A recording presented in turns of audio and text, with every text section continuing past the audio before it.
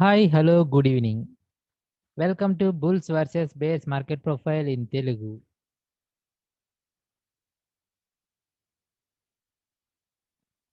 So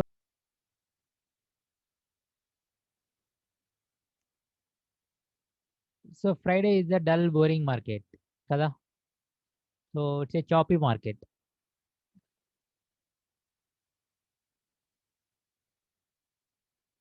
so ఒకసారి మనము Friday యాక్టివిటీని చూద్దాం. ఇది ఫ్రైడే యాక్టివిటీ, ఫ్రైడే చార్ట్ అన్నమాట. సో మార్కెట్ ఎక్కడ ఓపెన్ అయిందండి? మీకు జూమ్ అవుట్ చేస్తా.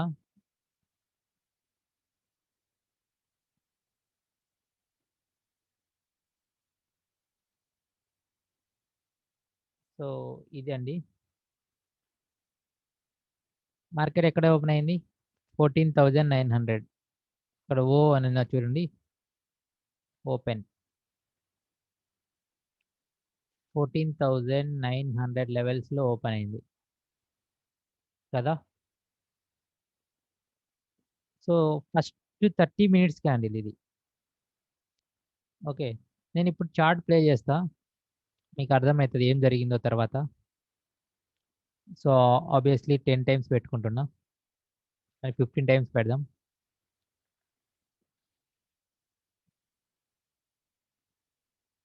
ఎస్, ఓపెన్ అయినాక పైకి వెళ్తుంది, కిందికి వెళ్తుంది.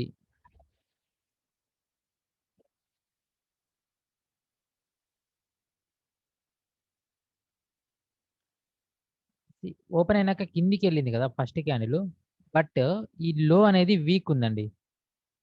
సో మళ్ళీ వచ్చి ఈ లోని క్లియర్ చేయాలి. ఈ లో ఎంత అంటే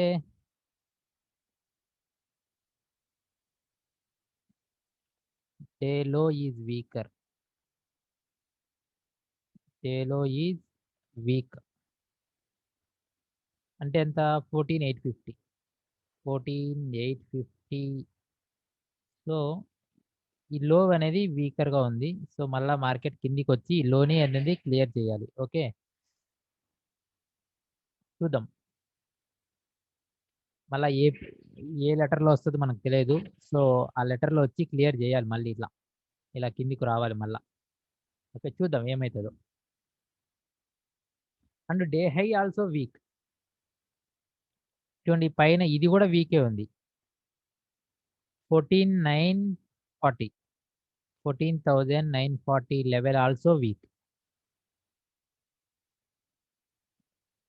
సో వీక్. సో మళ్ళీ పైకి వెళ్ళి ఇది క్లియర్ చేయాలి. సో కిందికొచ్చి కిందన క్లియర్ చేయాలి, పైకెళ్ళి పైన క్లియర్ చేయాలి. సో ఏం చేస్తుందో మార్కెట్ చూద్దాం. ఆ పాయింట్ ఆఫ్ టైంలో నా కామెంటరీ ఏందో చూపిస్తా, ఎందుకంటే మార్కెట్ అయిపోయినాక ఎంతమంది ఎన్నైనా చెప్పొచ్చు కదా. సో ఆ పాయింట్ ఆఫ్ టైంలో నా కామెంటరీ ఏముందో చూద్దాం.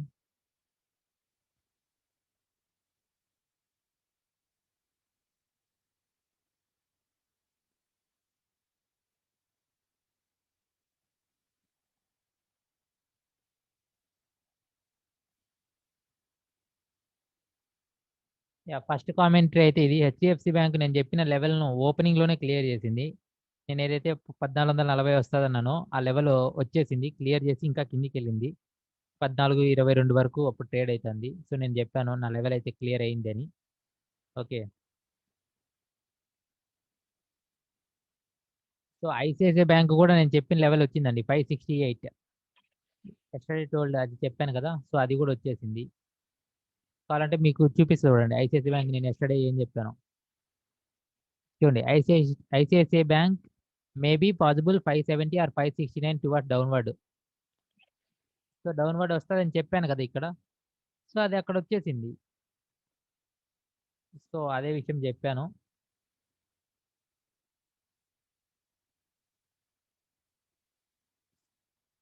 చూడండి మీకు చూపిస్తా, ఐసిఐసిఐ చార్ట్ కూడా చూపిస్తా.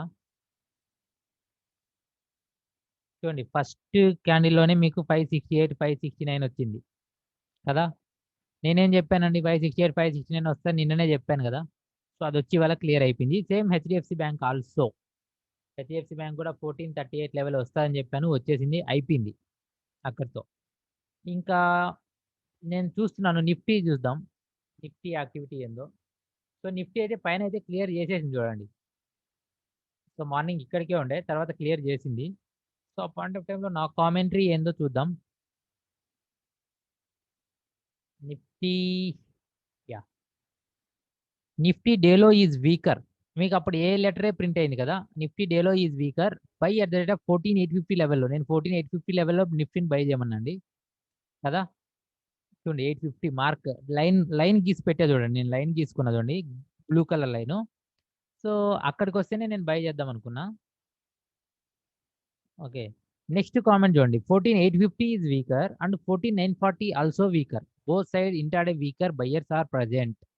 అంటే దాని అర్థం ఏందంటే, పైన వీకర్‌గా ఉంది, కింద వీకర్‌గా ఉంది. పైకెళ్ళి క్లియర్ చేయాలి అండ్ కిందకొచ్చి క్లియర్ చేయాలి. సో మీకిక్కడ చార్ట్‌లో చూసుకుంటే, మీకిప్పుడు పైకెళ్ళి క్లియర్ చేసేసింది ఆల్రెడీ. 14,940ని క్రాస్ అయిందా 950, 960, 970 వరకు కూడా ఎళ్ళింది కదా! So first point. అంటే ఫస్ట్ పైన క్లియర్ చేసేసింది. ఇంక నేను నా వ్యూ ఏముందంటే కిందకొచ్చి కింద క్లియర్ చేయాలి కదా! సో అది ఎప్పుడొస్తది అని నేను వెయిట్ చేస్తున్నా అనమాట. సో కిందికొచ్చి క్లియర్ చేస్తే బై చేద్దాం అనుకున్నా. ఓకే. నా ఆర్డర్ అయితే 14,840లో పెట్టా. ఓకే. సో ఎందుకంటే ఇక్కడ ఇంట్రాడే బయర్స్ ఉన్నారు. వాళ్ళ స్టాప్ లాస్‌లు కొట్టుకుంటూ వస్తది. 14,840కి వస్తదని నాకు అనిపించింది.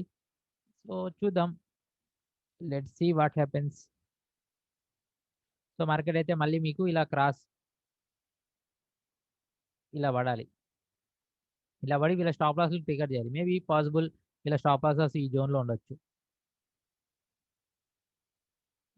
సో ఇక్కడ వీళ్ళ స్టాప్ లాసెస్ ఉండొచ్చు. స్టాప్ లాసెస్ జోన్ అంటాం వీటిని. సో పాసిబుల్ ఏందంటే ఈ డేలో వచ్చి క్లియర్ చేయాలి 14,850ని. 14,850 లెవెల్ క్లియర్ చేయాలి. కదా! సో నేను నా ఆర్డర్ ఎక్కడుందంటే 14,840 లెవెల్‌లో పెట్టా. 14,840లో నేను బై ఆర్డర్ పెట్టుకున్నా. By order placed. ఓకే. చూద్దాం ఏం జరుగుతదో. సో ఫ్రైడే అయితే చాలా డల్ అండ్ బోరింగ్ మార్కెట్ అండి. ఏ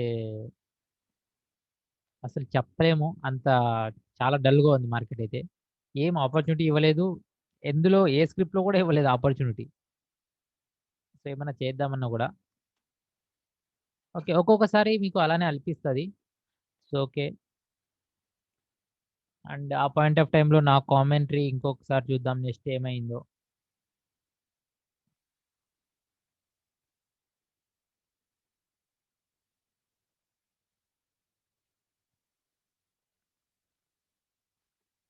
సో ఎస్‌బీఐ అప్పుడే వేకప్ అయిందండి. కొంచెం గట్టిగా పెరిగింది. స్టాప్ హంటింగ్ చేసింది. సో మళ్ళీ డౌన్ అయిపోయింది. 365 వరకెళ్ళిందది. సో మళ్ళీ డౌన్ అయిపోయింది. సో అది చెప్పాను ఎస్‌బీఐ వేకప్ నౌ అని. ఓకే. సో తర్వాత మళ్ళా కూల్ అయిపోయింది. మీకు చూడండి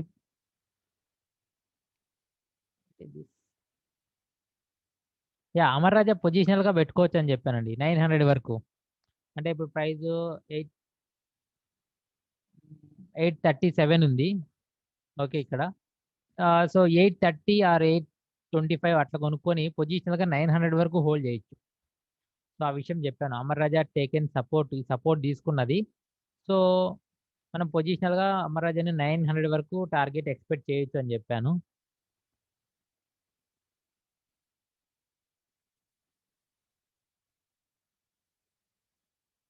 ఓకే.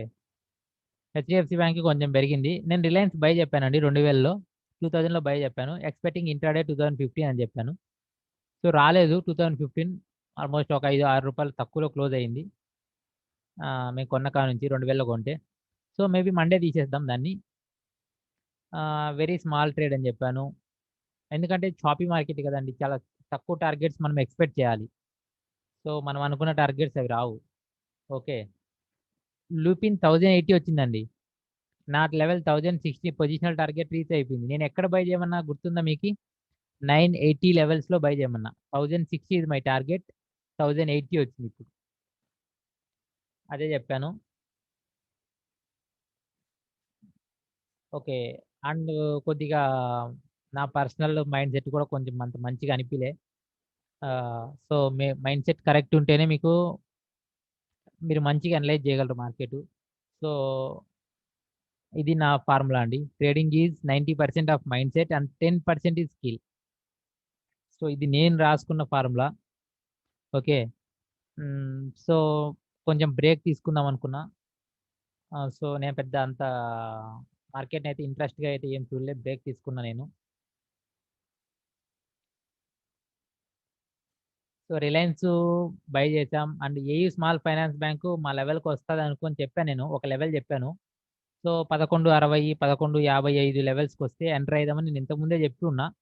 సో ఇవాళ 11.95, 11.70 వరకు కూడా వచ్చింది. ఓకే. సో ఎంటర్ అయితే అవ్వలే ఇంకా.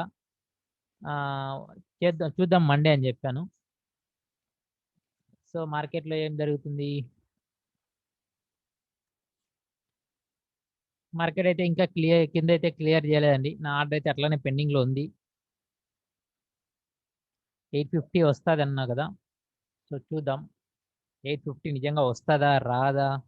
ఏమైతది ఆ పాయింట్ ఆఫ్ టైమ్‌లో? ఇదంతా నేను జరగక ముందే చెప్పా కదండీ! First candle letter A print అయ్యేటప్పుడే చెప్పాను. లెటర్ ఏ ప్రింట్ అయ్యేటప్పుడే చెప్పాను. ఇప్పుడు మీకు లెటర్ ఎఫ్ ప్రింట్ అయితుంది. మళ్ళీ 14,850 వస్తదని చెప్పాను. లెటర్ ఏ ప్రింట్ అయినప్పుడే. పైకెళ్తదన్నాను. పైకెళ్ళి క్లియర్ చేసేసింది. సో కింద కూడా క్లియర్ చేయాలి. చూద్దాం ఏం జరుగుతదో.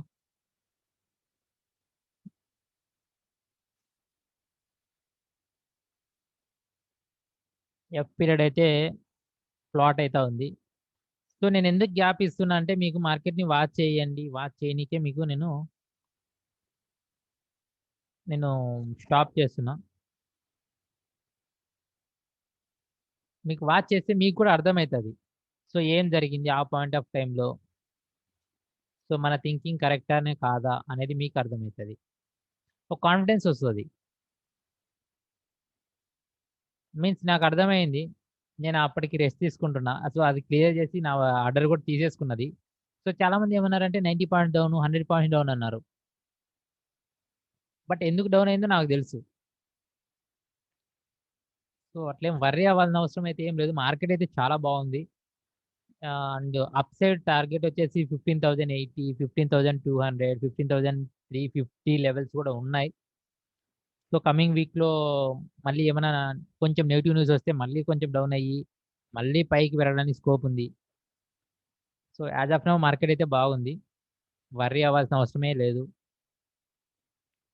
చూడండి ఎంత సైడ్‌వేస్ రొటేట్ అయితుందో జస్ట్ 10 పాయింట్లు రేంజ్‌లో ఇప్పుడు తిరుగుతా ఉంది గదా! సో ఒకేసారి సడెన్‌గా డ్రాప్ అయిపోతది.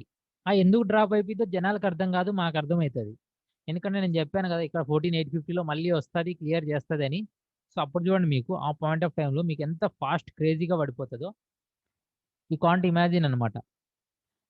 సో జనాలకి రిటైల్ పీపుల్‌కి అది అర్థం గాదు. ఓకే. ఏమో మార్కెట్ ఓహ్ మై గాడ్! ఏమన్నా న్యూస్ వచ్చిందేమో, కరోనా కేసులు ఇంక్రీజ్ అయినాయేమో, లేకుంటే ఏదైనా బాంబ్ బ్లాస్ట్ ఏమైనా జరిగిందేమో, సో అని వాళ్ళనుకుంటారు. కానీ అది రాంగ్ అండి. సో ఏం జరిగిందో మాకు తెలుస్తది. ఎందుకంటే మేము మార్కెట్ బిహేవియర్‌ని అర్థం చేసుకుంటాం కాబట్టి. సో ఇఫ్ ఎనీథింగ్ మీకు అట్లా ఎక్స్‌టర్నల్ న్యూస్ ఏమైనా వస్తే అది కూడా అర్థమైతది. సో మీకు క్యాండిల్స్ అనేవి నెక్స్ట్ ఫాలో అవుతూనే ఉంటాయి అలా. సో దాన్ని బట్టి మేము అర్థం చేసుకుంటాం. Okay. Something is going on అని జెప్పి. చూద్దాం ఏం జరిగిందో. అండ్ పొజిషనల్‌గా అయితే హెచ్‌డీఎఫ్‌సీ బ్యాంక్ ఉంది. రిలయన్స్ ఉన్నాయి. ఓకే. సో మేబీ అవి మండే క్లోజ్ చేస్తాం. అండ్ యాక్టివిటీ అయితే ఏం లేదు మార్కెట్‌లో. ఫ్రైడే చాలా dull and boring market. And మన మైండ్ సెట్ కరెక్ట్ ఉన్నప్పుడే అండి మనం ప్రాఫిట్స్ అనేది ఎర్న్ చేయొచ్చు బాగా. మన మైండ్ సెట్ కరెక్ట్ లేకుంటే ఎర్న్ చేయలేం. ఫ్రైడే నాకు అంత మైండ్ సెట్ అనేది కరెక్ట్ లేదు. చాలా ఫ్లక్చుయేట్ అయితూ ఉండే సమ్ అదర్స్ రీజన్ వల్ల. సో నేను కంప్లీట్‌గా టేక్ అండ్ రెస్ట్ అండి ఫ్రైడే. అందుకే మీకు ఎక్కువ మెసేజ్‌లు కూడా లేవు. ఓకే. సో 14,934 ఉంది. ఈ పాయింట్ ఆఫ్ టైమ్‌లో చెప్పండి మీరు 14,850 వస్తదంటారా? ఇంకొక 70 పాయింట్లు, 80 పాయింట్లు కింద పడి. 80 పాయింట్స్ కింద పడాలి. సో వస్తుందా రాదో మీకే వదిలేస్తున్నా. నాకైతే వస్తుంది అనిపించింది, చెప్పాను. చూద్దాం ఏం జరుగుతుందో.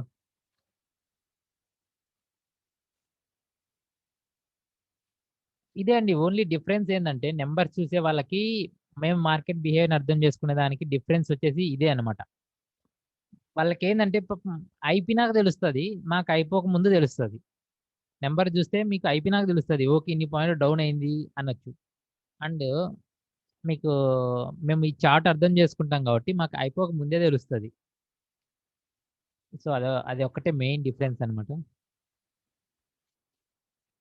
ఎవరైనా కానీ అయిపోక ముందు చెప్పగలగాలి కదండి. సో యాజ్ ఏ అనలిస్ట్గా అయిపోక ముందు చెప్తే సో వాళ్ళకి వాల్యూ ఎక్కువ ఇస్తారు. చూద్దాం ఏం జరుగుతుందో.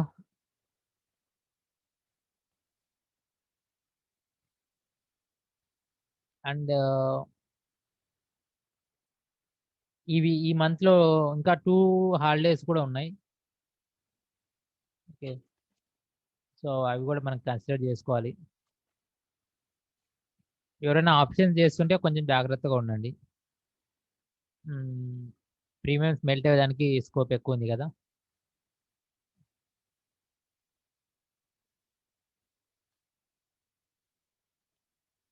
అండ్ మన ఫెస్టివల్ కూడా ఉంది, ఉగాది. సో ఆబ్వియస్గా మనం ఆ రోజు కొంచెం యాక్టివ్గా ఉండం.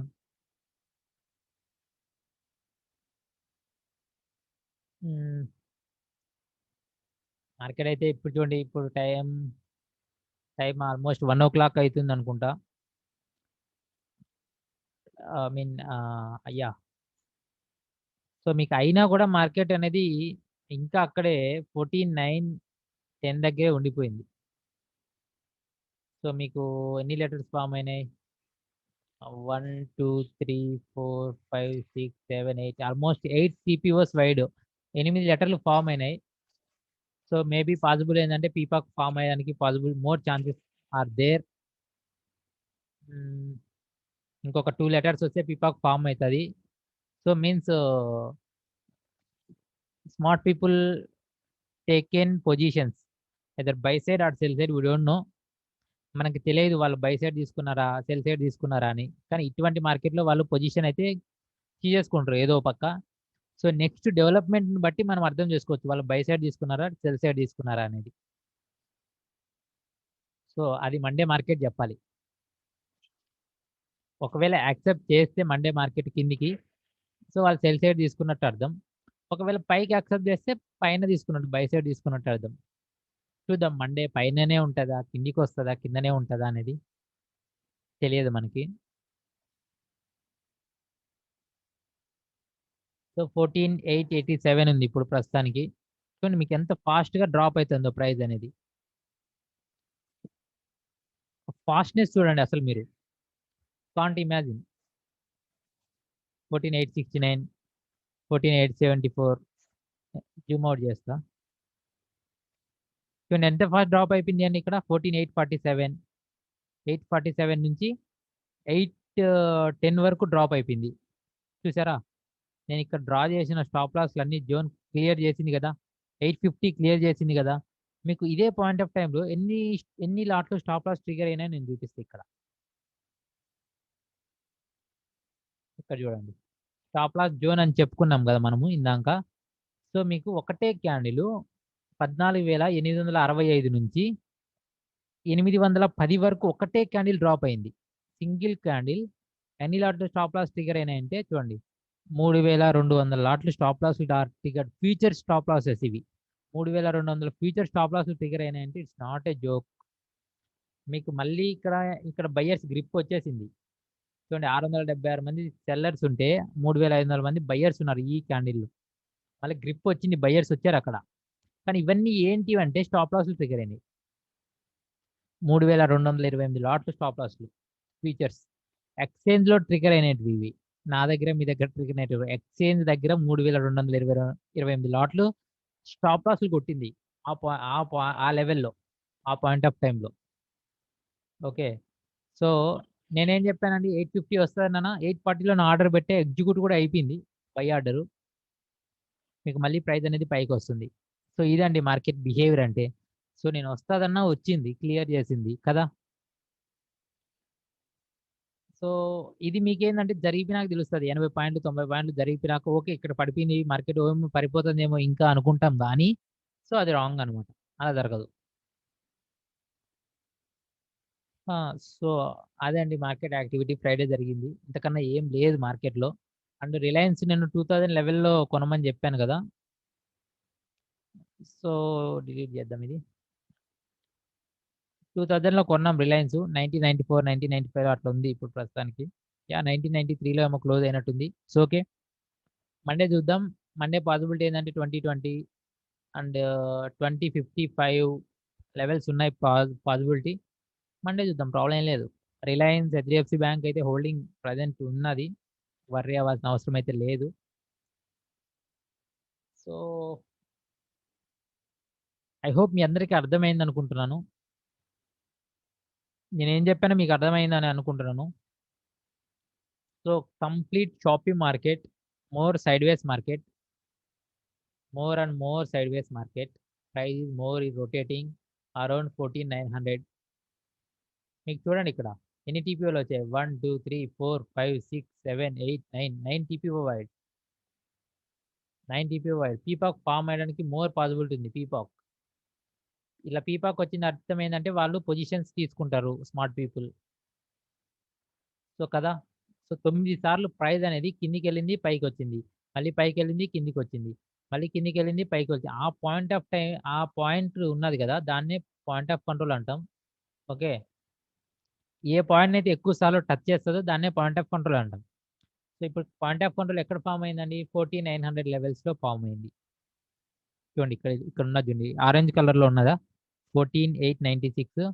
So that is the point of control. ఎందుకంటే ఎక్కువ సార్లు ప్రైస్ అనేది దాన్ని టచ్ చేసింది కదా! సో అదే మన పాయింట్ ఆఫ్ కంట్రోల్ ఫ్రైడే రోజుకి. సో అదండి. ఓకే. పీపాక్ ఫార్మ్ అయిపోయినట్టే నా అంచనా ప్రకారం.